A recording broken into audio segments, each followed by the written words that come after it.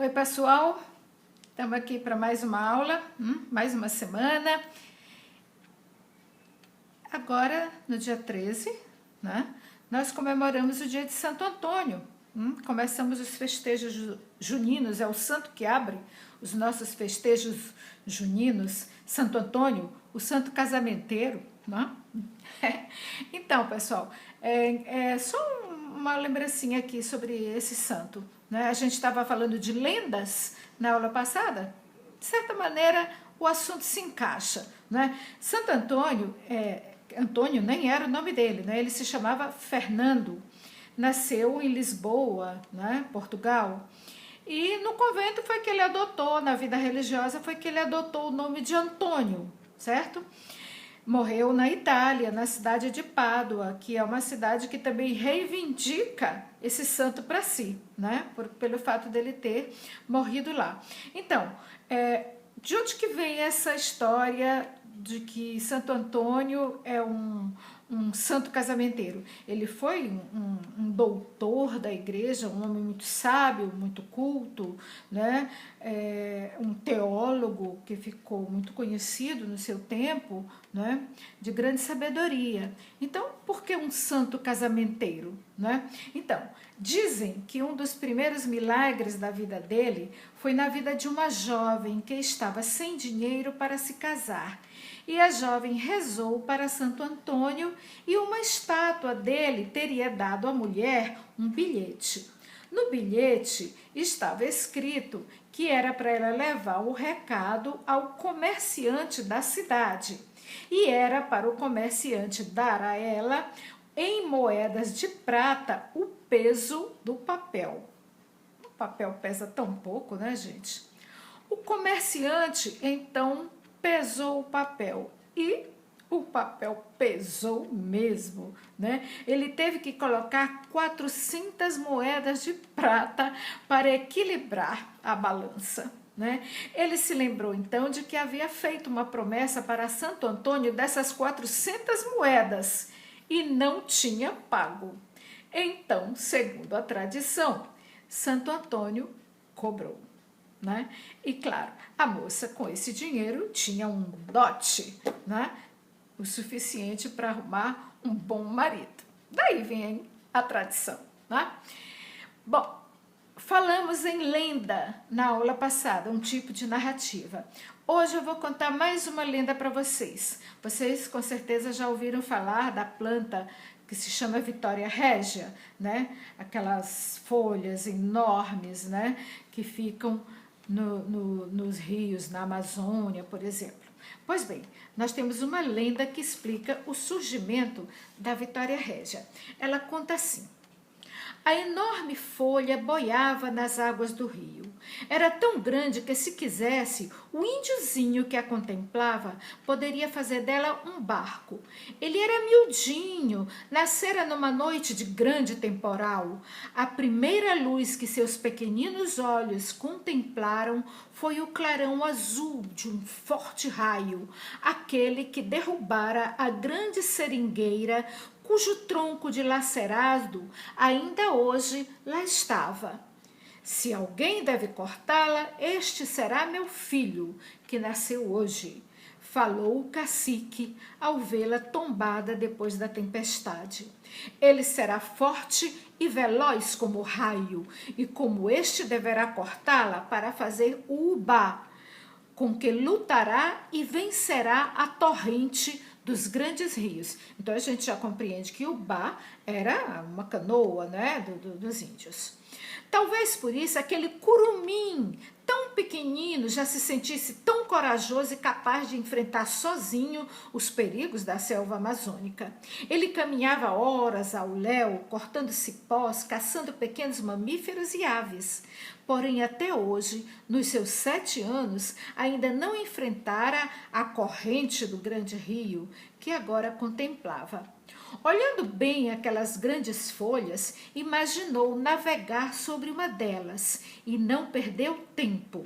Pisou com muito cuidado. Os índios são sempre muito cautelosos. E sentindo que ela suportava o seu peso, sentou-se, devagar e com as mãozinhas improvisou os remos. Desceu rio abaixo. É verdade que a correnteza favorecia, mas contudo por 2 vezes quase caiu. Nem por isso se intimidou.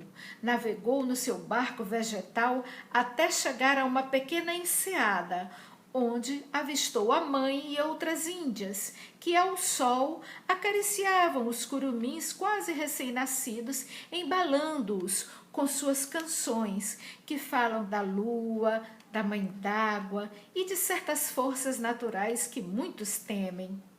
Saltando em terra, correu para junto da mãe, muito feliz com a façanha que praticara. Mãe, tenho barco. Já posso pescar no grande rio? Um barco? Mas aquilo é apenas um uapê.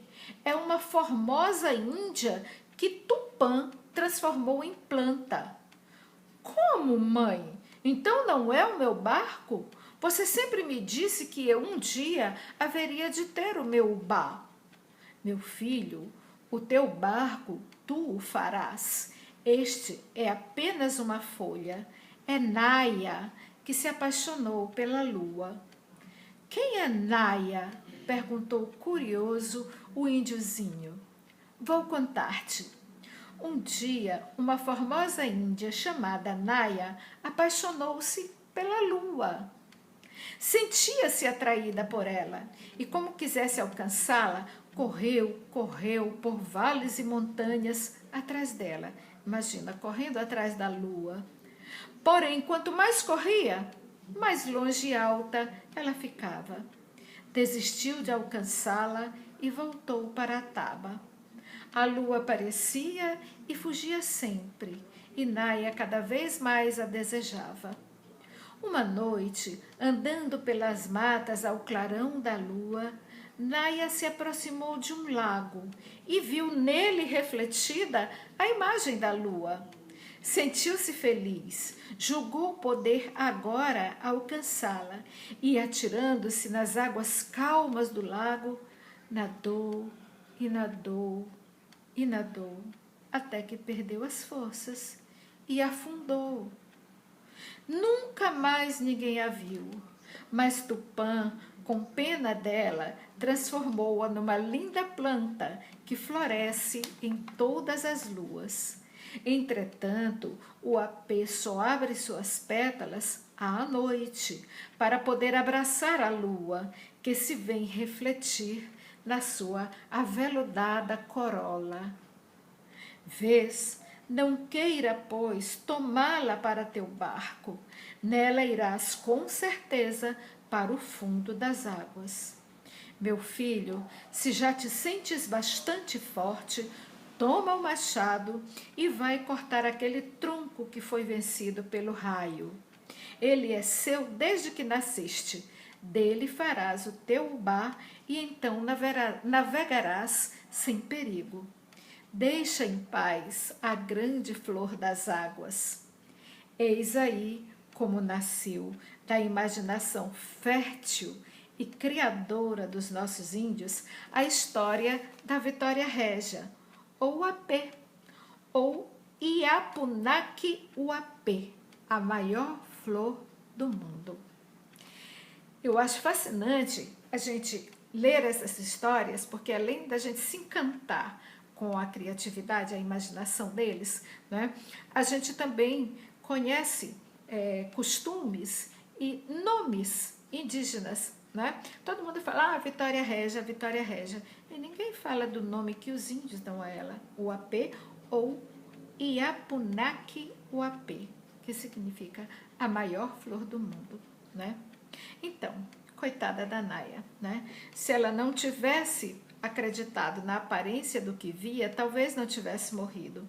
Em compensação, nós não teríamos essa bela história sobre a Vitória Régia. Então, vou ler uma coisinha aqui para vocês que eu achei muito interessante. Esse é o mundo da lenda. Esperamos que você tenha compreendido que a lenda é um gênero literário, cujas histórias são reveladoras de algo não facilmente explicável. Ao buscar esclarecimentos simples para fenômenos complexos, a lenda consegue criar exemplos concretos. Ora, exemplos concretos fazem com que a gente entenda melhor aquilo que se lê, aquilo que se estuda, né? São exemplos. Leva-nos também a conhecer a história de nossa cultura e civilização. Isto para não falar que a lenda nos permite entrar em contato com complexas elaborações filosóficas que não deixam de ser formas de raciocínio do pensamento humano. É fascinante, gente. Muitos povos têm muitas lendas para explicar muitas coisas, né? E prometo que a gente vai continuar falando sobre isso e, de vez em quando, lendo uma dessas fantásticas, maravilhosas histórias, ok? Bom, vamos falar um pouquinho de gramática, né, gente? Eu prometi para vocês que a gente ia falar hoje sobre a diferença do onde e do aonde. As pessoas fazem muita confusão com isso, principalmente quando escrevem, né? Então, às vezes elas dizem assim, aonde você está? Eu vou te encontrar, aonde você está? E não se dão conta de que não é bem assim, não. Existe uma diferença entre aonde e onde, certo? E a gente vai mostrar isso aqui. Olha só, vamos ver se vocês veem isso aí direitinho, né? Aonde é a mesma coisa de para onde. Ana disse aonde foi? Olha o exemplo. Ana disse aonde foi? Ora, se aonde é a mesma coisa de para onde, então é como se eu estou dizendo Ana disse para onde foi? Entenderam, gente? Então, onde, ou melhor, aonde, com esse azinho, olha, é escrito tudo junto, hein? Aonde, o A não é separado, certo? É como se eu dissesse para onde. Duas palavras. Para onde. É a mesma coisa de aonde. Então, eu só vou usar aonde quando eu usar palavras que indicam, vamos dizer assim, uma locomoção de um lugar para outro. Aonde você vai? Ora, você vai se mover de um lugar para outro. Ou seja, eu uso com palavras, com verbos que indicam movimento, certo? Movimento. Então, eu não vou chegar em casa, né, e dizer, aonde estão os meus chinelos? Porque os meus chinelos estão no mesmo lugar onde eu deixei, eles não foram para lugar nenhum, né? Porque se eu disser aonde estão os meus chinelos, é como se eu dissesse para onde estão os meus chinelos. Olha que bobagem, né? Eu tenho uma aluna que ela disse que ela sai pela tangente, não é, Marise? Ela diz assim, cadê meus chinelos? Aí ela não corre o risco de errar, mas ela já sabe que o certo é aonde você vai, né? E não aonde estão meus chinelos. Então, se eu quiser perguntar pelos meus chinelos, ou seja, o lugar fixo onde eles estão, eu vou usar o onde. Porque o onde indica lugar fixo, né? Então, se eu disser assim, não sei onde ele está. Ó, não sei onde ele está. Por que eu usei o onde? Porque ele está num lugar. Eu não estou dizendo que ele foi a algum lugar. Eu estou perguntando onde ele está, lá paradinho, quieto, lugar fixo, não é? Então, às vezes a gente pergunta assim, aonde você nasceu? Uai, você nasceu num lugar.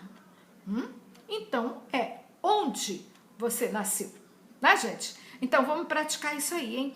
Prestem atenção quando vocês forem escrever no Facebook, quando vocês forem escrever no WhatsApp, essas coisinhas que a gente está aprendendo e que fazem a diferença entre escrever certo ou errado, ou, melhor ainda, bem. Escrever bem, usar bem o nosso idioma, né? Então, aonde, para movimento, onde, lugar fixo, certo? E vão praticando também o emprego dos porquês, ok? Pessoal, olha, se vocês quiserem tirar alguma dúvida, vocês podem usar o grupo da UNIT, lá o nosso grupo do WhatsApp, comentar alguma coisa. E também eu gostaria muito que vocês sugerissem assuntos que deixam vocês em dúvida, essas pequenas dúvidas no uso da nossa língua, tá certo? Se vocês me falarem lá no grupo ou da UNIT, ou então no nosso grupo de criação literária, e eu continuo dizendo que quem quiser pode mandar o seu contato que eu adiciono, né? É um grupo onde a gente só fala de língua portuguesa, literatura, fala sobre música, né? Fala sobre beleza, sobre arte, ok, pessoal? Então, uma boa semana para vocês e até a nossa próxima aula em clima de São João. Já estou até com florzinha na cabeça, viu? Tchau!